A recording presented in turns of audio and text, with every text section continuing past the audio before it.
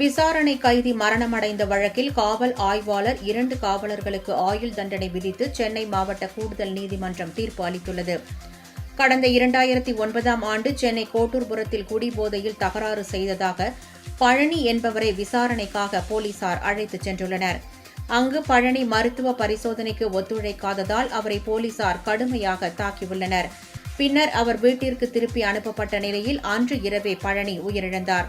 இது தொடர்பான வழக்கு விசாரணை அறிக்கையில் போலீசார் தாக்கியதில் பழனி உயிரிழந்தது தெரியவந்தது.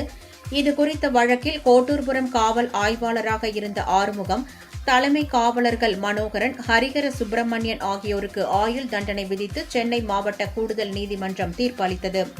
மேலும் அவர்களுக்கு தலா 10,000 ரூபாய் அபராதம் விதித்தும் நீதிமன்றம் உத்தரவிட்டது. இந்த வழக்கில் 2 காவலர்கள் உயிரிழந்து விட்டதால் வழக்கிலிருந்து விடுவிக்கப்பட்டனர்.